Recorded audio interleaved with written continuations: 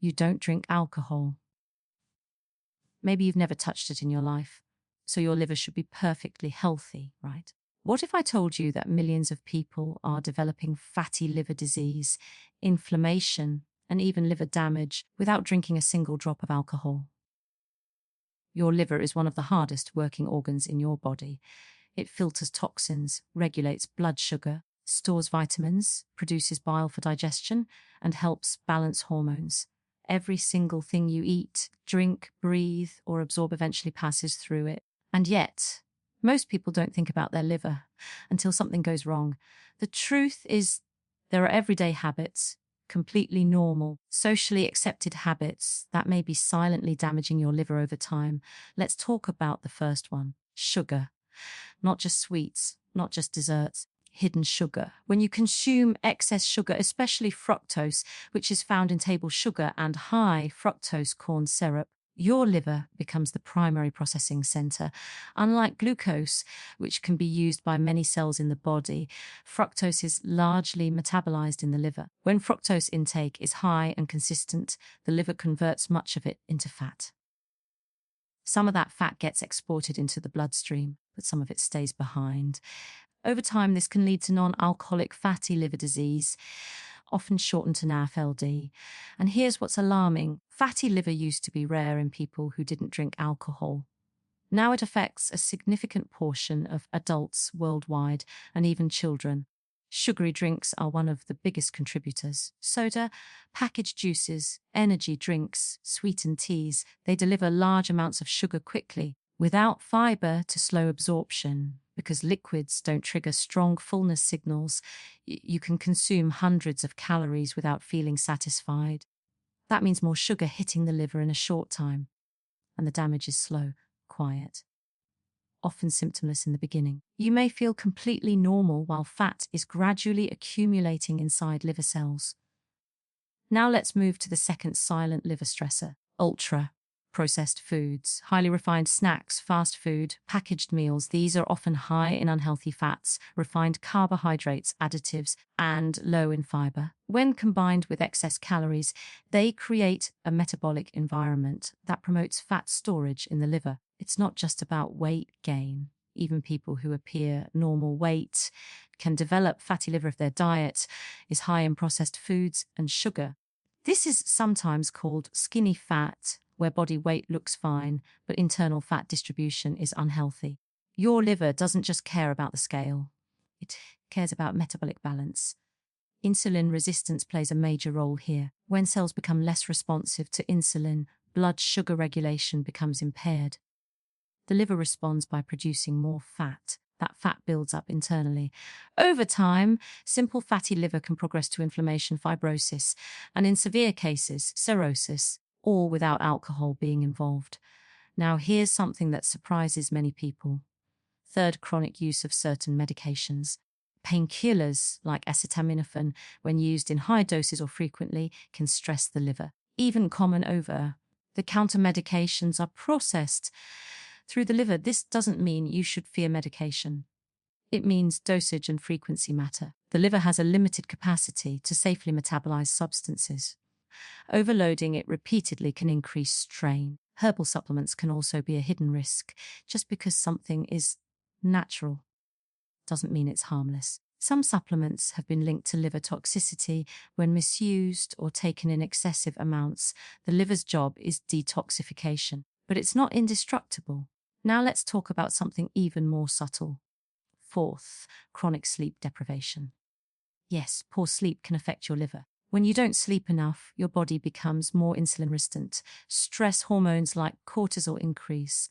Appetite regulation changes. All of this contributes to metabolic dysfunction. Research shows that people who consistently sleep less than 6 hours per night have higher risk of developing fatty liver disease. Sleep isn't just rest, it's metabolic repair, and most people sacrifice it daily. Now let's talk about the fifth silent liver destroyer that almost nobody suspects: chronic dehydration. Your liver relies on adequate blood flow to perform its detoxification processes. Water helps transport nutrients, remove waste, and maintain healthy circulation. When you're consistently dehydrated, blood becomes slightly more concentrated. Circulation efficiency drops, toxin clearance slows. Mild dehydration may not feel dramatic, maybe just slight fatigue, dry mouth, or headaches. But over time, insufficient hydration adds stress to multiple organs, including your liver. And here's what makes this worse. Many people replace water with sugary beverages, energy drinks, or excessive caffeine. That combination compounds the problem. Instead of supporting detoxification, it increases sugar load and metabolic strain. Now let's zoom out for a moment. We've talked about excess sugar, ultra-processed foods, medication overuse, sleep deprivation, and dehydration. What connects all of these? Metabolic overload. Your liver is built to handle toxins and metabolic byproducts, but not in endless excess. Modern lifestyle continuously pushes more sugar, more additives, more stress hormones, and more chemical exposure into the body than it was designed to handle daily. And the damage doesn't usually scream for attention. It whispers: fatigue, brain fog, mild abdominal discomfort, difficulty losing weight, elevated triglycerides. Often, fatty liver is discovered accidentally during a routine blood test, showing elevated liver enzymes or an ultrasound for unrelated reasons. And here's something important. Fatty liver disease in its early stages is often reversible. That's the good news. Unlike some organs, the liver has remarkable regenerative ability. When the source of stress is reduced, liver fat can decrease. Inflammation can calm down, enzyme levels can normalize, but it requires awareness and action. Now let's address a common misconception. Many people believe that if they don't drink alcohol, their liver is safe. But non-alcoholic fatty liver disease has become one of the most common liver conditions globally, largely driven by diet and lifestyle. Even children are being diagnosed. Why? Because sugary cereals, sweetened drinks, fast food, screen time, poor sleep, and low physical activity are now normalized. Your liver doesn't care whether fat accumulation came from alcohol or from soda. It responds to metabolic stress the same way. Another overlooked factor is visceral fat. This is the fat stored around your abdominal organs. It's metabolically active and strongly linked to fatty liver. Even if someone doesn't look severely overweight, excess belly fat increases liver risk. That's why waist circumference can sometimes be more important than overall body weight. Now, here's a question that might be on your mind. If the liver is so important, why don't we feel pain when it's struggling?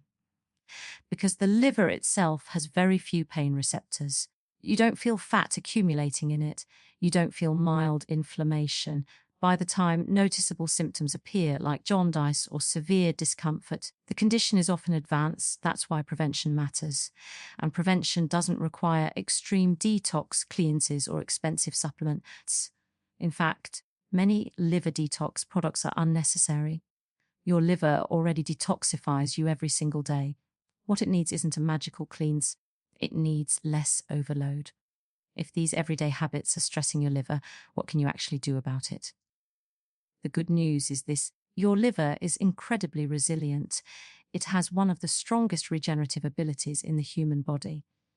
When you remove the pressure, it begins to repair itself. You don't need extreme detox programs. You don't need expensive powders or miracle cleanses. You need consistency. Let's start with sugar. Reducing added sugar is one of the fastest ways to decrease liver fat. That doesn't mean eliminating fruit. Whole fruit contains fiber, which slows sugar absorption and supports gut health. The real issue is liquid sugar and added sugar, sodas, packaged juices, desserts, sweetened coffee drinks, syrups. Cutting back on these alone can significantly improve liver markers within weeks. Next, upgrade your plate quality. Focus on whole foods that support insulin sensitivity and reduce inflammation. Vegetables, especially leafy greens and cruciferous vegetables. Whole grains instead of refined grains. Lean proteins. Legumes. Healthy fats like olive oil, nuts, and seeds. Fiber plays a major role here. It feeds beneficial gut bacteria, improves blood sugar stability, and indirectly reduces fat accumulation in the liver. Then comes movement. Exercise helps the liver burn stored fat. even moderate physical activity. Brisk walking, cycling, strength training improves insulin sensitivity and reduces visceral fat. And here's something powerful. You don't have to lose massive weight to improve liver health. Studies show that even a 5–10% reduction in body weight can significantly reduce liver fat. Sleep must become non-negotiable. Aim for 7 to 9 hours of consistent sleep. Keep a regular bedtime. Reduce screen exposure before bed. Sleep regulates hormones that control appetite, stress, and metabolic repair. Now let's revisit hydration. Simple. Consistent water intake supports circulation and detox pathways. It's not glamorous, but it's foundational. And finally, be mindful with medications and supplements. Only use what's necessary. Follow dosage instructions. Consult professionals before combining multiple supplements. Natural does not automatically mean safe. Now take a step back and think about this. None of the 5 liver-damaging habits we discussed feel extreme. They're normalized. They're common. They're part of modern life. Excess sugar, processed food, chronic stress and poor sleep, dehydration, medication overuse. Individually, they seem harmless. Together, over years, they create metabolic pressure. Your liver absorbs that pressure silently. But here's the empowering truth. You are not powerless. Every time you choose water over soda, you reduce sugar load. Every time you cook a simple whole meal, you reduce processed intake. Every time you sleep earlier, you support metabolic repair. Every time you move your body, you help burn stored liver fat. Small daily decisions compound. The liver doesn't demand perfection, it responds to direction. And maybe the most important shift is awareness.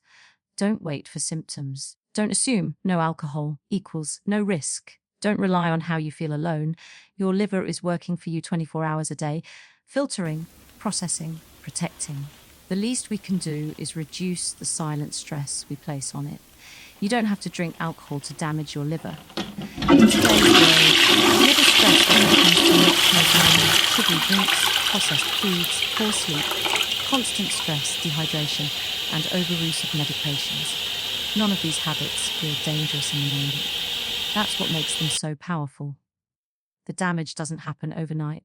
It builds quietly. A little extra sugar here, a few hours of lost sleep there, a sedentary routine, years of metabolic strain. And because the liver rarely causes pain in early stages, you may never notice until the problem has progressed. But here's the hopeful part. Your liver is not fragile, it's resilient. It can regenerate. It can heal if you give it the chance. You don't need extreme detoxes. You don't need expensive cleansing products. You don't need perfection. You need awareness. You need moderation. You need consistent, small improvements. Drink more water. Reduce added sugar. Prioritize whole foods. Move your body regularly. Protect your sleep. Use medications responsibly. These aren't dramatic changes, but they are powerful ones. Because protecting your liver isn't just about avoiding disease. It's about protecting your energy, your metabolism, your long-term vitality. Your liver works silently for you every single day. The question is, will you start working for it?